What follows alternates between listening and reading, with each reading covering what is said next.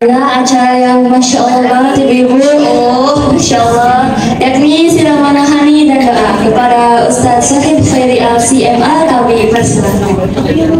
Assalamualaikum warahmatullahi wabarakatuh. Kalau boleh saya izin dulu. Cakil ternyata. Mohon maaf saya di atas.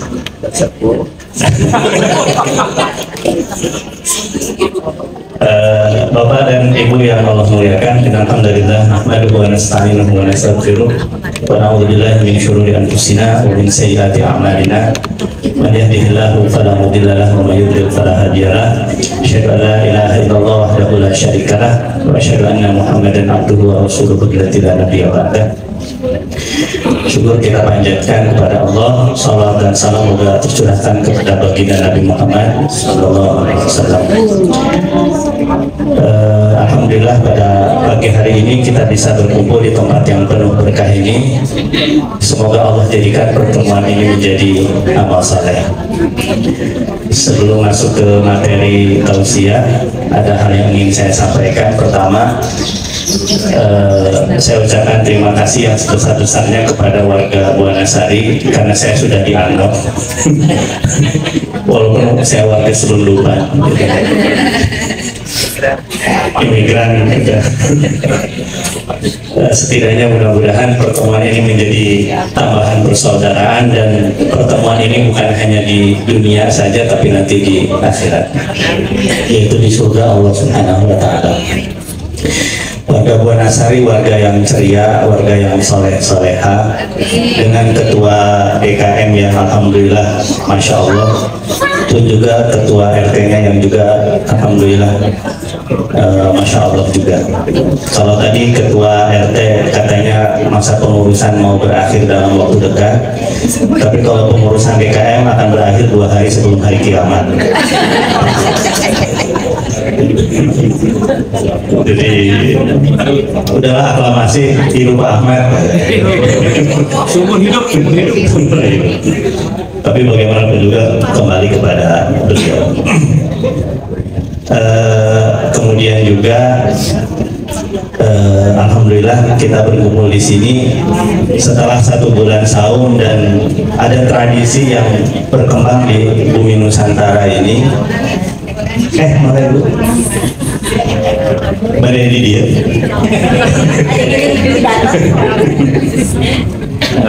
Assalamualaikum. Tamu agung kita datang beserta ajudannya.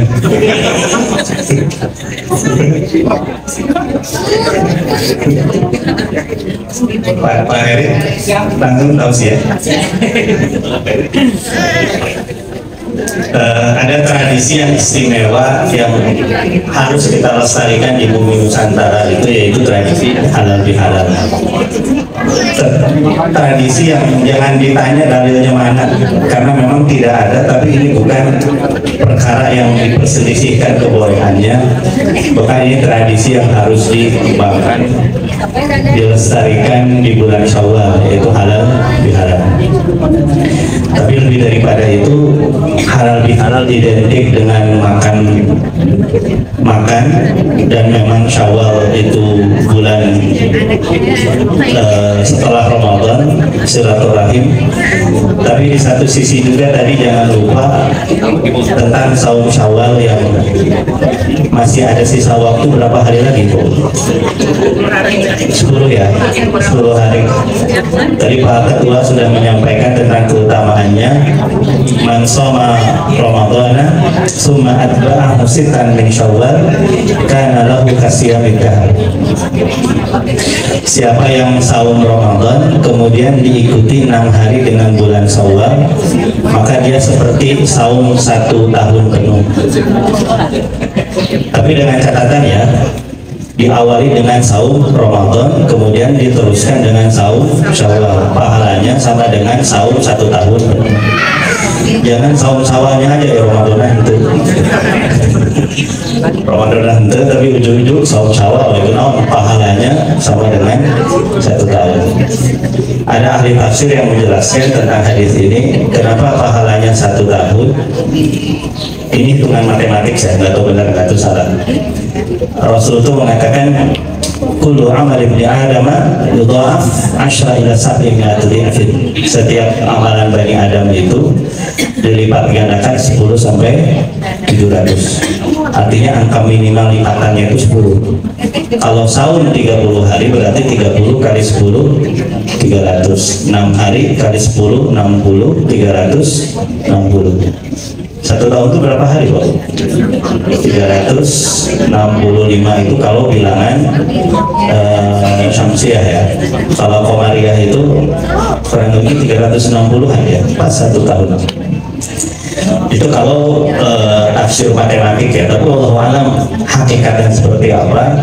Tapi supaya mudah dicerna mungkin itu maksudnya tentang keutamaan saum Syawal. Dan dikarenakan saum Syawal maka dilaksanakan selama bulan Syawal. Sabtu kemarin saya sudah menyampaikan di majelis taklim itu, ada seorang ulama yang menjelaskan bahwasannya saum Syawal itu boleh di luar bulan Syawal, hanya diutamakan di bulan Syawal. Dan yang menyampaikannya orang punya kapasitas, seorang ahli hadis, profesornya dalam bidang hadis. Nah kalau ini benar, kabar gembira bagi yang orang Syawal di bulan Syawal gitu. Yang butuh waktu tambahan. Tapi kita ikut mayoritas ulama ya saumnya di bulan Syawal.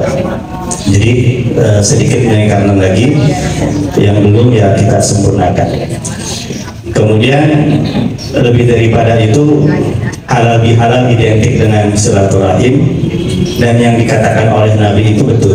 Man ahabba ayyub satalahu fi rizqihi wa yumsa'alahu fi atharihi falyasil rahimahu. Siapa yang ingin dilapangkan rezekinya, dipanjangkan umurnya, maka silaturahim.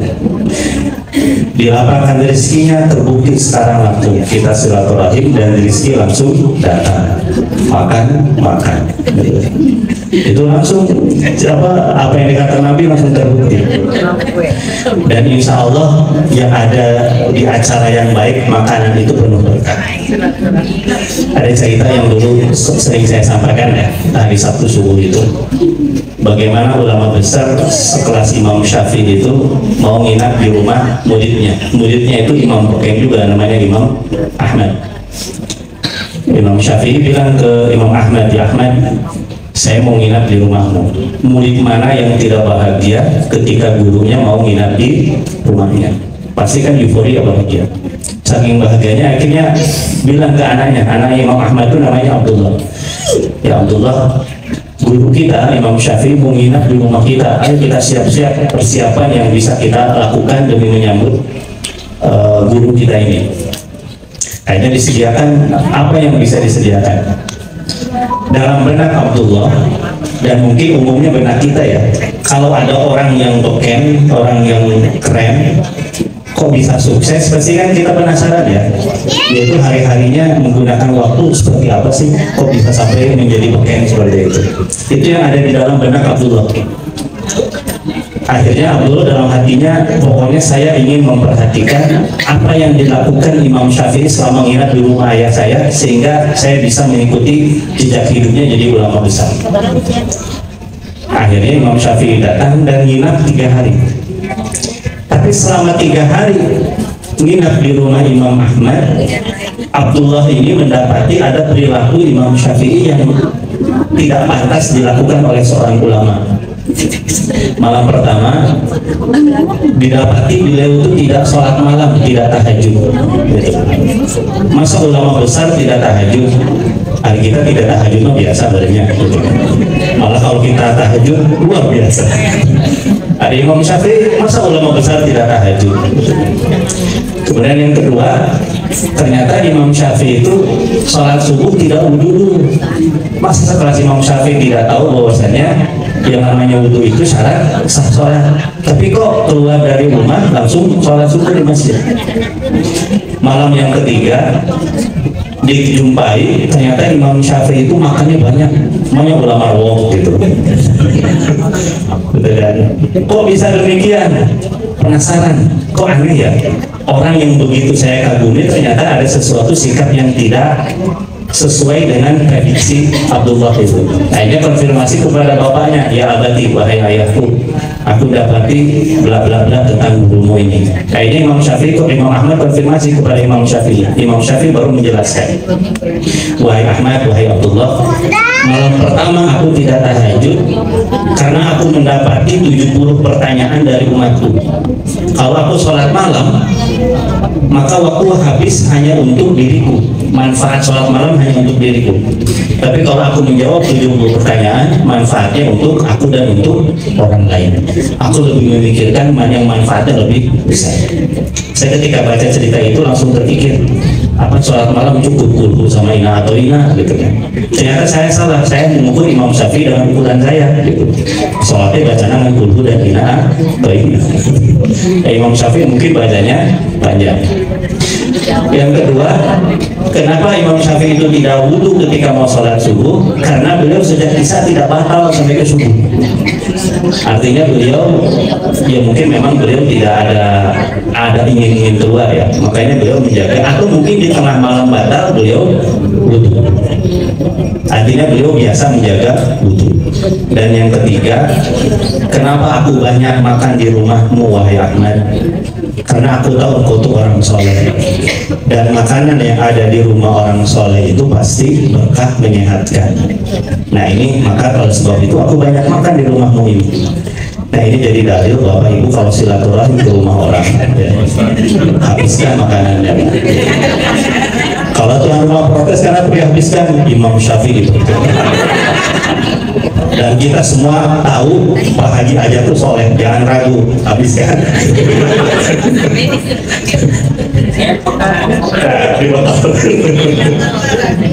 Nah itu silaturahim itu adalah janji Nabi langsung terbukti. Yang kedua, silaturahim itu memanjangkan umur.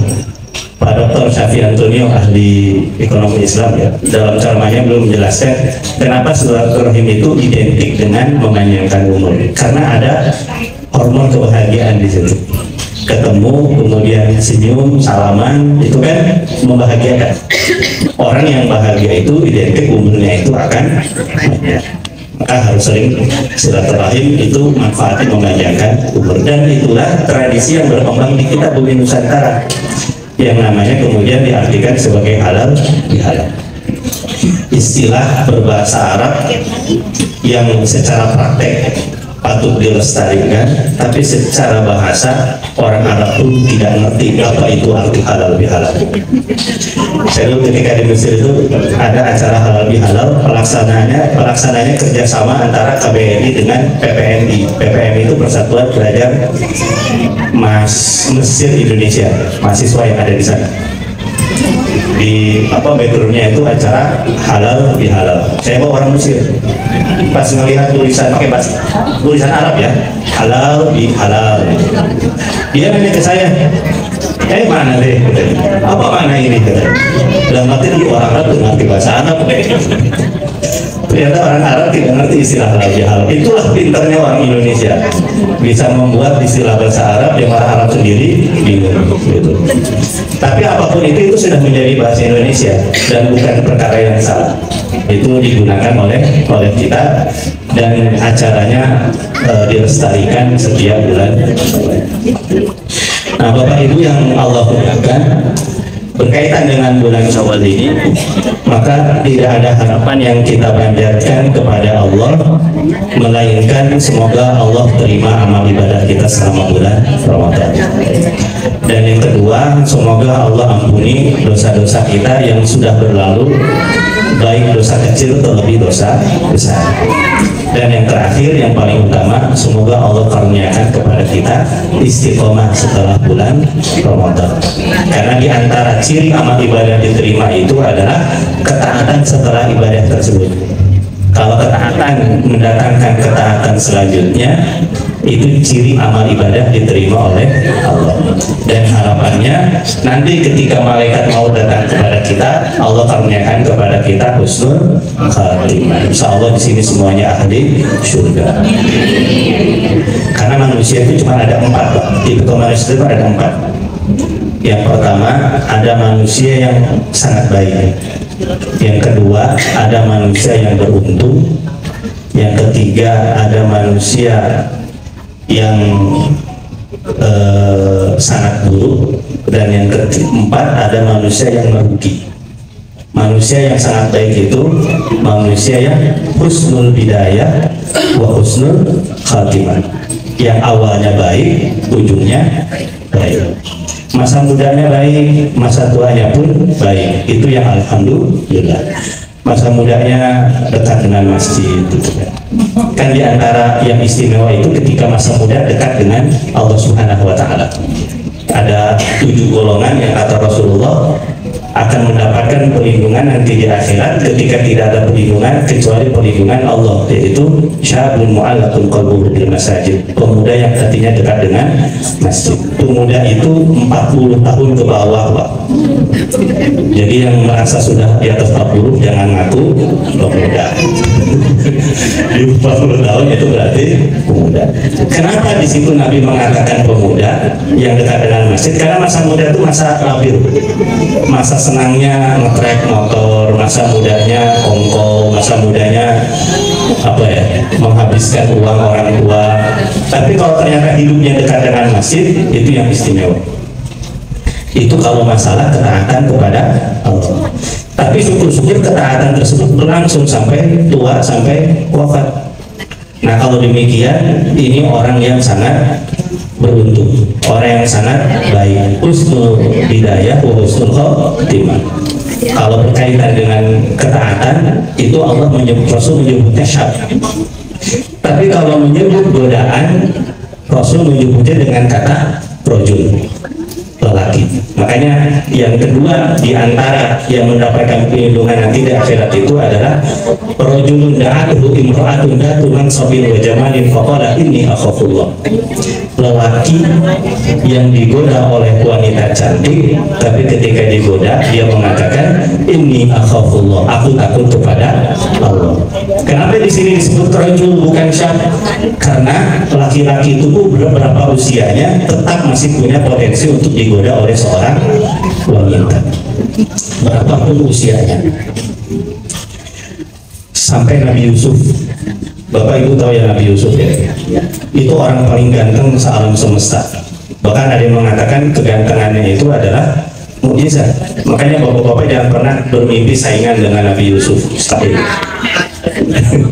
Seganteng-gantengnya laki-laki sekarang itu sisa daripada gantengnya Nabi Yusuf. Bahkan ada yang mengatakan 50% kegantengan pria itu terkumpul pada Nabi Yusuf, 30% di Nabi Muhammad, 20% di saya, 1 dibandingkan. Asli palsu. Nabi Yusuf itu kan laki-laki ganteng, soleh. Tapi yang namanya godaan ada. Yang mengatakan bukan saya tapi Allah. Ketika bertemu dengan wanita cantik Mesir namanya Zulaikha, walaqad hammat bihi wa hamma biha. Berada dalam satu ruangan berduaan. Allah katakan apa? Walaqad hammat bihi wa hamma biha. Zulaikha sudah punya hasrat kepada Yusuf, Yusuf sudah punya hasrat kepada Zulaikha. Hampir terjadi itu. Saya ketika baca kisah itu langsung bergumam dalam hati, untung yang di dalam Nabi Yusuf. Coba Pak Heri.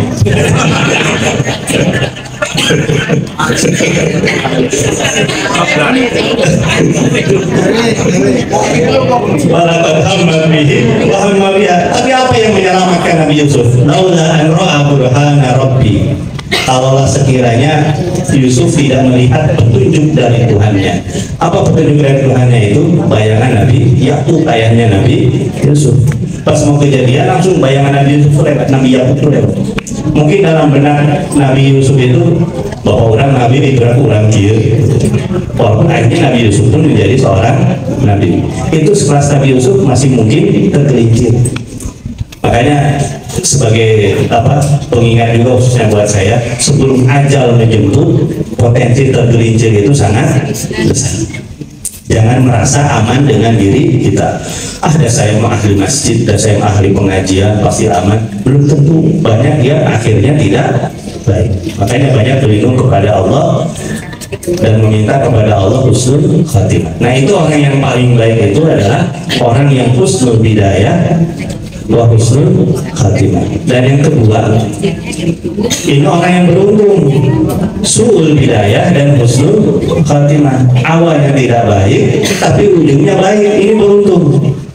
Awalnya banyak bergelimang dosa, tapi tiba-tiba Allah berikan hidayah, Allah berikan taufik, Allah berikan kesadaran bahwasannya cepat atau lambat yang namanya kematian itu akan datang, dan akhirnya taubat, dan Allah karuniakan ketika wafat husnul khatimah.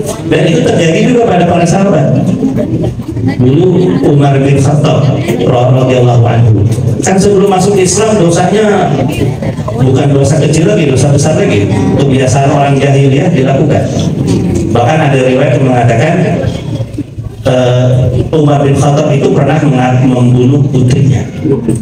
Karena dulu ketika masa jahiliyah itu, orang-orang jahiliyah itu menjadi beban kalau punya anak perempuan. Beda dengan zaman Firaun dulu. Kalau zaman Firaun itu akan menjadi beban kalau punya anak laki-laki, karena takut menjadi saingan Firaun, takut dianggap ada tandingan Firaun, karena Firaun sudah mendeklar dirinya sebagai Tuhan. Faqala ana rabbukumul a'la, akulah Tuhan yang tinggi. Walaupun tidak pantas ya, tapi kalau Firaun ngaku Tuhan masih rada pantas lah tanda petik. Dia punya pasukan, hartanya banyak, penguasa, wajar kalau dikira menjadi Tuhan, walaupun tetap dosa besar. Di Cirebon ada rambut copang kambing, bajunya lusuh, ngaku Tuhan, itu pantas bisa jadi Tuhan. Tapi ada yang dikira seperti itu. Nah, kalau zaman jahiliyah yang dibunuh itu adalah anak perempuan karena dianggap aib. Makanya datang Islam itu memuliakan perempuan. Dalam Al-Quran itu ada satu surat namanya surat An-Nisa, perempuan. Coba ada nggak surat Ar-Rijal? Baca Quran lah, surat naon Ar-Rijal. Makanya adanya surat An-Nisa. Allah memuliakan wanita. Umar itu ada riwayat yang mengatakan sempat ketika beliau masa jahiliyah itu pernah mengubur anaknya. Mengubur anaknya dalam kondisi hidup. Kemudian setelah dikubur, Umar itu pergi. Setelah pergi, tiba-tiba ada jeritan anak kecil wanita. Umar bingung, ini anak siapa ini? Ternyata setelah berbalik badan, tangan anak yang dikubur itu naik ke atas. Karena memang kan di sana pasir ya, bukan tanah. Kemudian ke atas, tiba-tiba Umar balik badan dan ditebas tangannya. Makanya setelah sholat, Umar itu kemudian menangis. Ditanya oleh sahabat Nabi yang lain, wahai Umar, kenapa kau menangis? Beliau mengatakan, aku ingat masa-masa dahulu ketika aku jahiliyah pernah mengubur anak aku yang perempuan. Tapi setelah itu Umar tersenyum. Ditanya, wahai Umar, kenapa kau tersenyum? Aku tersenyum karena aku bahagia Allah sudah karuniakan kepadaku hidayah. Dan akhirnya satu di antara 10 orang yang dijamin masuk surga itu adalah Umar bin Khattab. Berarti Umar itu masuk kategori orang yang beruntung, su'ul hidayah dan husnul khatimah. Nah, harapannya paling tidak kalau kita tidak yang pertama, kita yang kedua ini. Kalau kita banyak dosa, sekiranya mulai detik ini kita beralih menjadi lebih baik, harapannya menjadi husnul khatimah.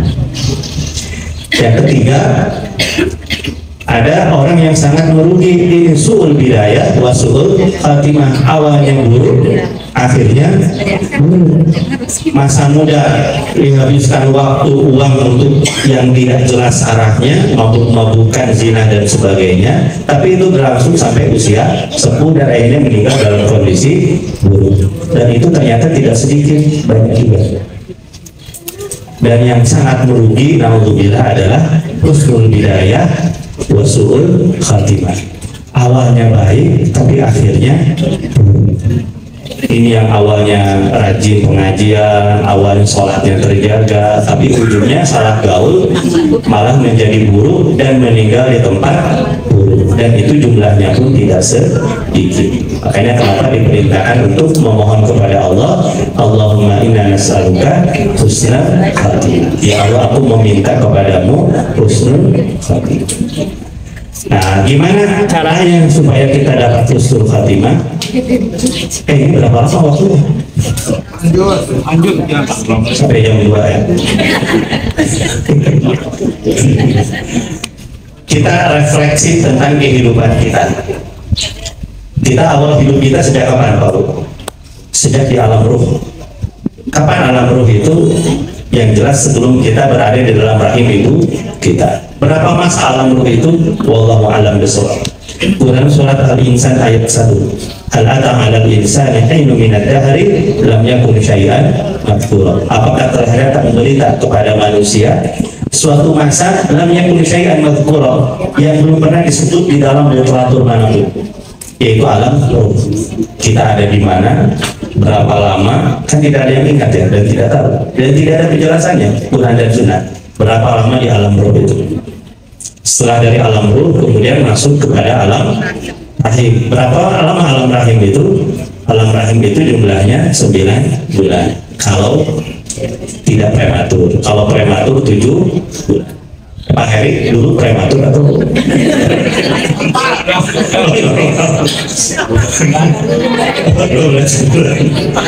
Pak Heri alhamdulillah normal. Nah, di alam rahim ini 9 bulan, dan masa 9 bulan inilah sangat tampak bagaimana pengorbanan seorang wanita. Siapa yang paling berjasa ketika di alam rahim? Yang pertama adalah ibu. Apa itu kata Allah? Wa wassaynal insana biwalidayhi ihsana hamalathu ummuhu wahnan ala wahnin. Dan telah kami wasiatkan kepada manusia supaya berbuat baik kepada kedua orang tua, terutama ibu, hamalat umum wahnan ala wahnin, yang telah membawa anaknya hamil selama 9 bulan dalam kesusah payah.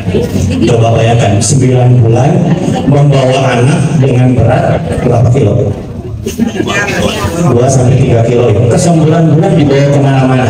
Itu kuat perempuan itu. Coba laki-laki kemana-mana bawa cair di liter. Tidak berat. Nah, nanti perempuan itu kuat. Makanya keistimewaan perempuan itu diantaranya adalah Allah karuniakan organ yang tidak dimiliki oleh laki-laki secantik apapun laki-laki. Kan banyak laki-laki cantik ya.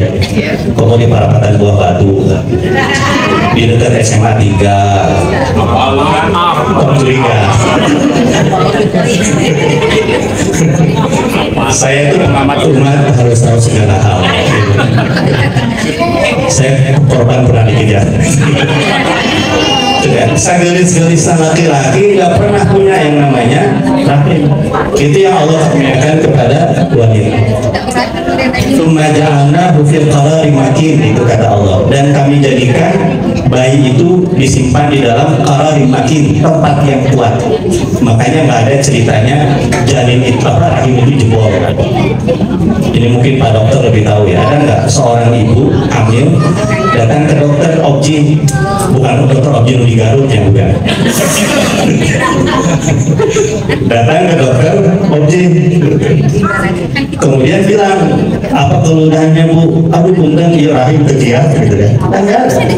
Memang Allah ciptakan organ tubuh paling kuat dalam wanita itu adalah makanya apa ya, jasa yang paling besar terhadap diri kita itu tentu tanpa mengabaikan peranan ayah ya. Kalau berkaitan dengan alam rahim adalah ibu kita. Yang kedua adalah istri kita. Istri kita itu yang rela bertaruhkan nyawanya demi anak-anak kita. Kan ibu itu hamil ya 9 bulan. Hari kita suami kan hanya menanam saham. Laki-laki, perempuan itu kan, itu kayak perempuan itu kan hamil. Kemudian lahir, mengasuh anak kita, jarang tidur, itu pengorbanan seorang wanita. Apalagi ada yang mengatakan di Di balik kesuksesan seorang suami itu ada dua istri yang menyertai. Sehingga kalau ingin semakin sukses harus semakin banyak yang mendoakan. Istighfar. Istighfar. Banyak yang mendoakan. Nah itu Bapak Ibu yang Allah muliakan. Jadi itu alam rahim jumlahnya 9 bulan. Dan sudah Allah karuniakan rezeki kepada kita semenjak kita berada di alam rahim kita. Setelah itu baru kita keluar cepat dari rahim ibu kita. Ketika dilahirkan dari rahim ibu kita, semuanya kita itu menangis. Dan itu adalah hidayah dari Allah kepada kita baik, supaya ibu kita paham bahwasanya kita itu lapar. Dan memang fitrahnya semua anak itu ketika dilahirkan dalam kondisi menangis. Kecuali satu, anaknya Khairul Tanjung ketika dilahirkan senyum karena tahu bapaknya kaya. Bapak orang bunghare, bukan seri itu. Nah semua bayi itu dalam kondisi menangis. Nah ketika hidup di dunia ternyata ujian itu banyak, godaan itu banyak, dan banyak yang terlena ketika fase alam dunia ini. Padahal kalau kita lihat secara bahasa, dunia itu berasal dari kata dani itu daniyun ya, bukan yang namanya dani, mohon maaf, daniyun itu artinya itu rendah sementara, itu kata dunia itu. Makanya kan dunia itu terasa indah ketika belum memiliki. Coba Bapak Ibu belum punya motor, kan dalam pikiran apa? Kayaknya punya motor enak ya.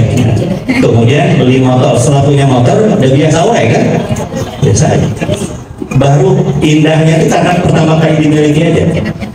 Yang kedua, mobil. Ketika belum punya mobil kan kayaknya enak ya, punya mobil ketika hujanan, ketika anginan. Tapi sudah punya mobil biasa aja.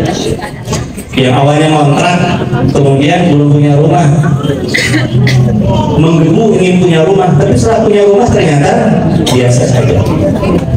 Pasangan hidup Pak, sebelum menikah kan melihat sendal nawe asa masya Allah gitu ya. So kayaknya ini sendal sendal satu gitu ya. Sama juga dengan ibu, mungkin melihat ketika mendengar suara klaksonnya sebelum menikah, masya Allah si akang sumping. Sekarang ketika sudah mendengar klaksonnya, nah bapak kesadaran. Itu kondisi, itulah dunia. Dunia itu kesenangannya itu sementara, setelah dimiliki biasa saja. Itu dunia pada umumnya. Yang kedua, dunia itu tidak pernah membuat kita puas ya, sudah punya mobil satu pengen nambah, sudah punya rumah satu pengen nambah. Kalau melihat di pilkada ya 70 tahun 75 tahun maju pilgub gitu kan, kemudian ada yang bergumam aku sih udah reklamasi lah pilgub gitu kan. Itu yang ngomong itu tuh kan nggak punya uang gitu, nggak punya modal untuk maju. Kalau punya modal mungkin ingin maju juga. Itu sifat manusiawi, tidak pernah yang namanya puas. Sudah nikah punya istri satu pengen wah istighfar astagfirullahaladzim. Itu kondisi manusia tidak pernah yang namanya puas. Tapi setelah kepuasan itu harapan itu dimiliki biasa lagi, dan itu sampai kematian tidak akan pernah habis. Makanya Nabi mengatakan kalau sekiranya manusia itu Allah berikan harta sebesar gunung, maka dia pun tidak akan merasa cukup, tidak akan pernah habis. Yang baru merasa cukup nanti kalau sudah dimasukkan ke dalam tanah. Nah tapi kondisi yang ujian seperti ini itu seringkali melenakan, menganggap kehidupan dunia itu abadi, padahal cuma sebentar. Apa kata Nabi itu tentang usia? Amar ummati ma baina sitina wa sab'in. Usia umatku itu antara 60 sampai 70 tahun. Kebanyakan meninggal itu usia itu 60 sampai 70 tahun. Makanya bapak-bapak yang sudah kepala 5, kepala 6 waspada. Sedikit yang usianya lebih daripada 70 tahun ada sedikit. Tapi yang masih muda pun kayak saya, jangan merasa aman karena banyak yang meninggal muda juga. Dulu tetangga kita jelas ya, almarhum Pak Budi itu wafat usia 43 tahun. Sholat Isya itu masih berjamaah di Masjid Al-Salam. Kemudian yang saya dulu masih di Sarang-Sarang, 12:30 istrinya kontak ke istri saya, ke HP saya, tapi HP saya udah tidur lelap gitu kan. Tiba-tiba diberitakan Pak Duli meninggal. 43 tahun, masih muda, 43 tahun. Artinya ajal itu tidak pernah melihat yang namanya umur. Nah, itu masalah umur dunia. Dunia itu sebentar, tapi seringkali itu yang menyibukkan diri kita. Nah, setelah alam dunia selesai baru meninggal. Dan semua kita pasti akan meninggal. Saat malaikat maut datang kepada kita, kita memohon kepada Allah, mudah-mudahan malaikat maut yang datang itu dengan wajah kondisi berseri dan berkata kepada kita, irji'i ila rabbiki radiyatan mardiyah, di akhir surat Al-Fajr. Kalau dalam kondisi demikian maka insya Allah husnul khotimah. Nah, ternyata kalau Allah sudah mencabut ruh seorang hamba sebelum dikuburkan, ini dalam hadis Bukhari, hadis sahih, itu ada dua respon yang berbeda di antara ruh orang beriman dengan ruh orang kafir. Kalau ruh orang beriman itu ketika sudah dicabut oleh Allah kemudian belum dikuburkan jasadnya, itu akan berkata, qaddimuni, segerakanlah aku dimasukkan ke dalam kubur. Kenapa? Karena tahu di situ ada nikmat kubur, di alam kubur akan ada nikmat kubur.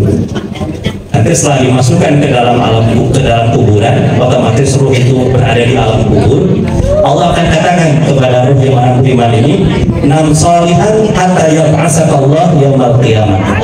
Tidurlah engkau ruh orang yang beriman selama alam kubur ini sampai nanti Allah mengangkatmu atau membangkitkanmu pada hari kiamat. Artinya apa?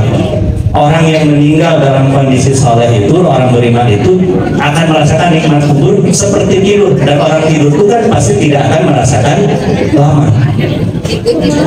Buktinya apa? Tidur lagi Jumatan, terasa lama apa sebentar? Sebentar kan? Ada khatib baru naik mimbar tiba-tiba gitu. Tertidur, tiba-tiba muazin qomat bilang ke sebelahnya, nah aku batas sakit apisannya, aku udah tidur. Atau mungkin ada yang tidur sebelum naik mimbar, tidur aja. Bangun pas qomat bilang ke sebelahnya, Siti Anita ya tuh banget. Tidur. Tidur itu tidak terasa lama, terasa sebentar. Seperti tidur di majelis taklim itu kan tidur paling enaknya. Lagi pengajian nikmat itu deh. Hanya orang yang tidur di majelis taklim itu ada yang tidurnya sopan, ada yang tidak sopan. Yang tidurnya sopan tuh sambil nulis nudutan sopan. Yang tidurnya tersopan tuh lagi di majelis taklim ya lantai.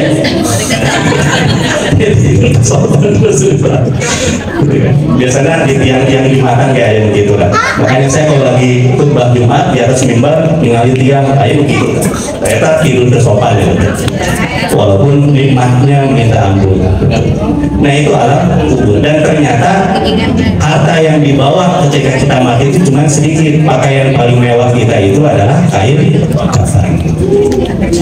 Rumah yang paling istimewa itu hanya luas tanah sebesar berapa ya? Yang ada sekian kali sekian meter. Dan kendaraan yang istimewa yang kita gunakan itu hanya keranda. Itu pun keranda bekas orang lain. Dan nggak ada keranda kita beli untuk sendiri. Misalnya saya berkunjung ke rumah Pak Heri naik keranda, ini mah keranda pribadi Abdi. Kan nggak ada, ya kan? Pasti bekas orang lain. Hanya itu yang kita bawa ke alam kubur. Nah, sedikit lagi setelah nanti dibangkitkan baru ada yang namanya alam akhirat, dan ini keabadian tidak akan pernah ada akhirnya. Ahli surga kekal di dalam surga, ahli neraka kekal di dalam neraka. Kapan masuk mulai alam akhirat? Setelah hari kiamat terjadi, kemudian yang di alam kubur dibangkitkan setelah malaikat Israfil meniupkan trompet yang kedua. Kan malaikat Israfil itu kan trompetnya kerjanya cuma dua ya. trompet yang pertama dan trompet yang kedua. Trompet yang pertama hari kiamat, trompet yang kedua hari kebangkitan. Dan trompet itu sudah ada di mulut Israfil. Rasul mengatakan, Innallaha lamma khalaqa Israfil wada'a surfi famihi yantadhiru mata yumar. Allah itu setelah menciptakan malaikat Israfil, Allah menyimpan trompet di mulutnya yantadhiru mata yumar.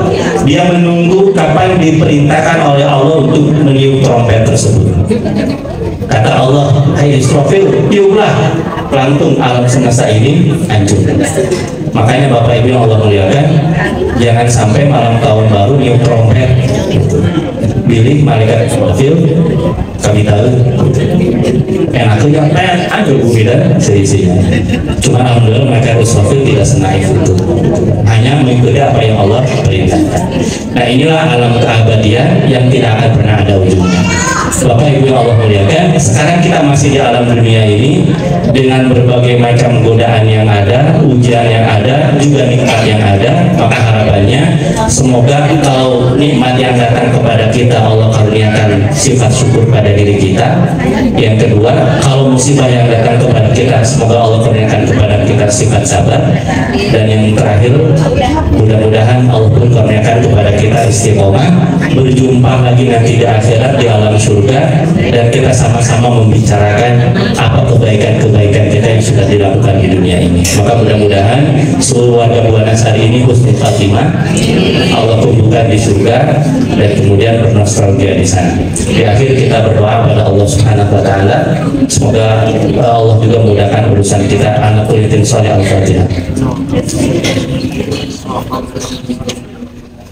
Alhamdulillah hamdan yuwafi ni'amahu wa yukafi'u mazidah. Ya Rabbana lakal hamdu kama yanbaghi li jalali wajhikal karim wa 'azimi sultanik. Allahumma ighfir lana wa liwalidina warhamhum kama rabbawna shighara. Allahumma ighfir lil mu'minina wal mu'minat wal muslimina wal muslimat ahya'a minhum wal amwat innaka antas sami'ul qaribun mujibud da'watil qadil hajah. Rabbana la tuzigh qulubana ba'da idh hadaitana wa hab lana min ladunka rahmah innaka antal wahhab. Allahumma ya muqallibal qulub tsabbit qulubana ala dinik, ya musarrifal qulub sarrif qulubana ila ta'atik. Rabbana atina fid dunya hasanah wa fil akhirati hasanah wa qina adzabannar. Subhana rabbina rabbil izzati amma yasifun wa salamun alal mursalin walhamdulillahi rabbil alamin. Itu yang bisa saya sampaikan sebagai pengingat diri khususnya, dan mohon maaf apabila ada kesalahan. Taqabbalallahu minna wa minkum. Assalamualaikum warahmatullahi wabarakatuh. Waalaikumsalam warahmatullahi wabarakatuh.